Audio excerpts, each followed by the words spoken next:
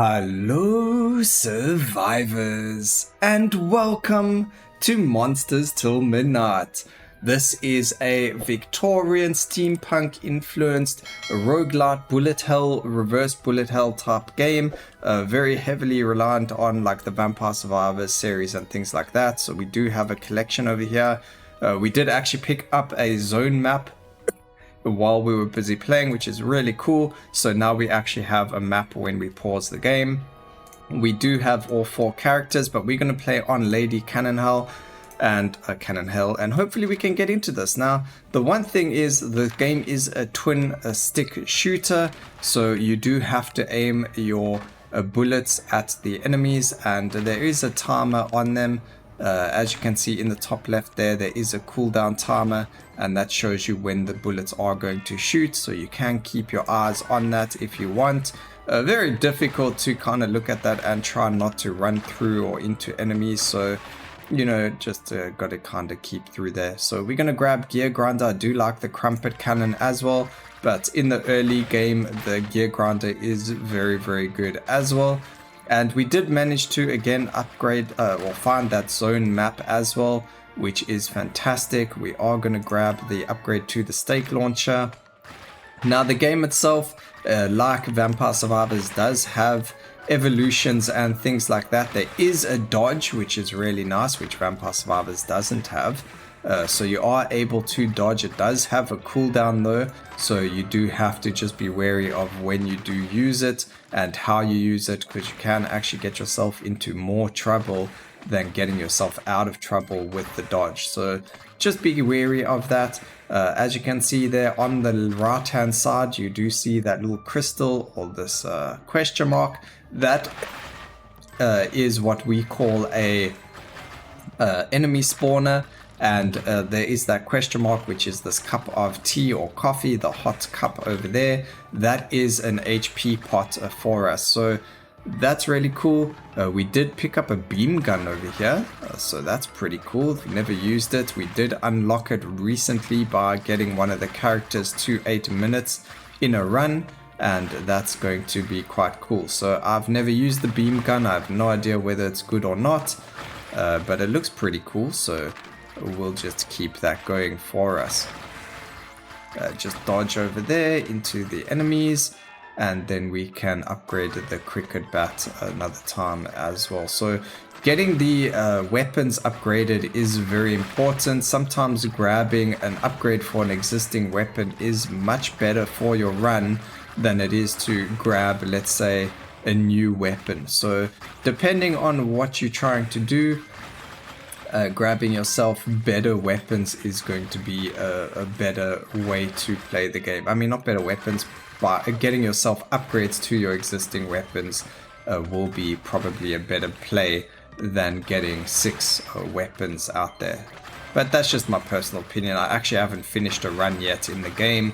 It does require quite a bit of grinding in terms of money for the meta progression, or just some really good RNG. So a bit of both, but if you have bad RNG, then you've got to just kind of keep playing and move from there.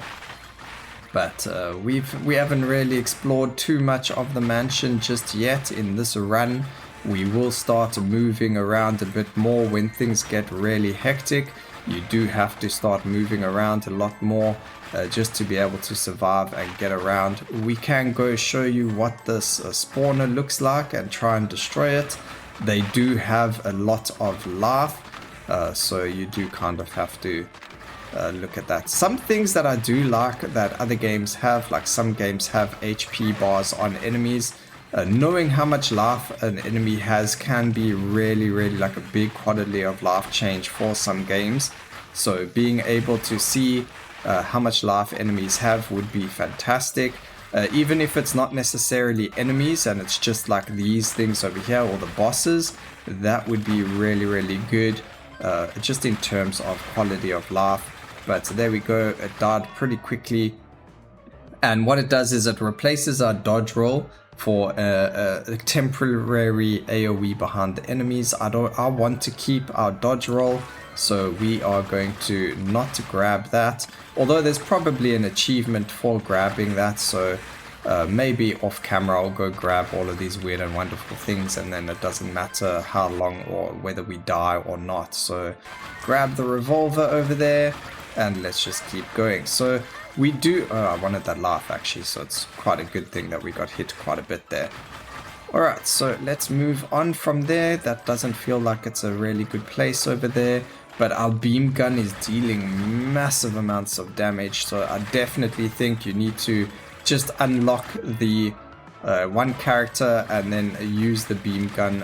It really feels like it's a strong weapon to have, and it looks like it is going to be carrying us. And this is only a level 1 beam gun. We haven't even upgraded it to level 2 or even 6 yet. And then it still can evolve as well. No idea how the weapons evolve. Unfortunately, it's not something they have in the glossary. So we do have to kind of try and find out. Maybe the developers, if I pop them an email, will be nice enough to let me know, so I can let you guys know how you upgrade some of these weapons, or they can give me a list of the evolutions for us. Would be very nice, especially for looking forward to a wiki one day, just in terms of upgrades for the game. So it really would be nice to know how you evolve weapons, just because it's going to assist you in your runs. Even if it's just added into the glossary and you kind of just got to check it before you go into a run, that would be really cool as well. Not asking for too much there, I don't think. But there is something about this game, like I've been playing it for quite some time now. Even though I haven't been able to do really well in it, like complete a run, there's just something about it that it makes me want to play more. There's something about the game that makes you want to pick it up again and just keep playing. What would be really cool as well, as if the co-op was like a LAN, or even if it was a LAN version or P2P. Right now it looks like it is only not split screen, because that's not how the game works with co-op, but it does look like you have to be in the same computer or on the same computer in order to play on the co-op. So one person plays on keyboard and mouse and the other person plays on like a controller or whatever the case may be. That's how the game works with co-op. So very interesting way of running co-op. It's really cool that there is co-op available, so you are able to play with family members. Maybe I have someone in my household that can play with me some of the game as well. That would be quite cool. Let me know down in the comment section if that's something you'd like to see. If you'd like to see the wife playing the game with me as well, that could be very, very interesting, and we can have her on the recording as well, which will be pretty cool. So let me know down in the comments if that's something you guys would like to see, playing the game with my wife. But this laser beam weapon is really, really fantastic. I mean, normally I am a lot more swarmed out there than what we currently are, and we just seem to be in a really, really fantastic spot. But as you can see, we do have some bosses over there as well. So let's just pick up this laugh and we're going to make our way to the bosses over there. As you can see, there are rooms that you kind of can't go through. I do want all this juicy XP in this room first though, and then we will make our way over to the next place. I don't know why some of the XP is a different color. I am hoping it is something like Vampire Survivors, where that XP means that you actually have, when you get it, it gives you more XP. But I'm very unsure about these things. I would have to test it a lot more, and the only way to test it is by just playing more and or get the developers to let us know. So that could be one of the ways to find out, just ask the developers and see what they say. But here's a boss, spawns the minions and then also shoots at us. We kind of can't stay close to him, unfortunately, so our beam is going to not come in handy for this one. Hopefully, oh my gosh, he actually died so quickly there, so that's huge. I have a huge amount of damage, so let's see We got a free upgrade of our choosing over there from the boss, which is fantastic. Unfortunately, it wasn't anything that was an evolution. I didn't actually get the chance to see. I kind of got excited and just pushed buttons. I thought I leveled up there, not that that was from the boss. So that was unfortunate. I made a little bit of a mistake there, but it is what it is. We kind of just got to go with it. Alright, so we actually doing really well, but I think it's all thanks to this beam weapon. There we go, we got another spawner dead. Let's see, so we collect all nearby loot every time we right click, and HP pickups. Again, we're going to go for the gold over there because I really do like to have the dodge, and being able to dodge is just fantastic. Although having this beam weapon does make it so we don't necessarily need to dodge. I really hope that we get a end screen when we finish the run, if we do finish the run, that shows us how much damage each weapon does, because that's also really something that these games have and need. Again, just to show you, you know, which weapon dealt the most damage. So that would be a fantastic pickup as well, just so that we are able to see how much damage a specific weapon did. But this beam weapon and or it's probably the stake weapon as well, because we are on level 5 of that as well as level 5 of our cricket bat. So it could be a combination of all of them. Rerolls would be nice, as well as banishes, because getting rid of some of these would be fantastic, like those. I don't like the orbiting sandwich, so being able to banish it would be really good. But keeping it in case of needing to evolve it is a thing that you can do. We do have a special enemy over here, so we're going to try and kill him. I haven't seen that enemy before, so I have no idea what that just did. Maybe it was an achievement, we can get something at the end of the run, but we'll have to see over there. So we've got another boss that spawned over here. We're going to make our way to him. Things are getting really hectic now, but again, we do deal quite a decent chunk of damage using all of our available weapons. So we should be able to deal with this boss. Again, like I said, it is a reverse bullet hell, but at the same time it is a bullet hell, so we kind of got to dodge the boss's attacks while also, you know, killing all of the enemies.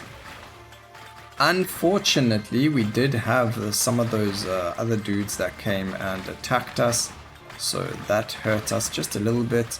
But these guys there, can you die? Go away.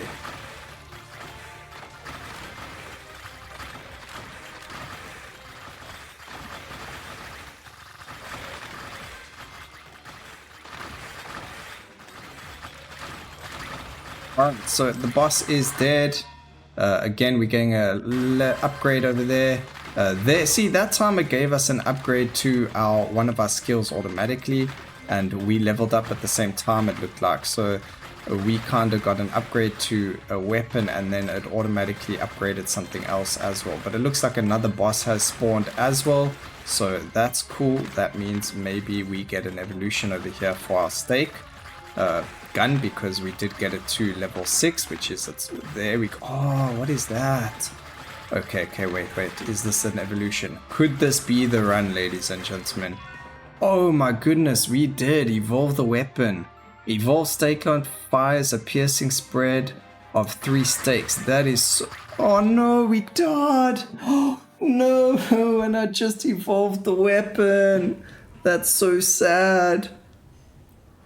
Alright, but at least we did evolve the stake. I don't know which one of these we used to do it, but you know, we managed to get an evolution going. So that's really cool. We learned something new over there. We did get, we found a mansion relic, so receive a secret relic from the mansion. I don't know what that does, but that's cool. And yeah, so I hope you guys enjoyed the video. It is a really fun game, so you know, it does release today on Steam. Make sure you do go check it out if you would like it or not. But please remember to like, comment, and subscribe. And always remember, keep safe, survivors. Until next time, cheers.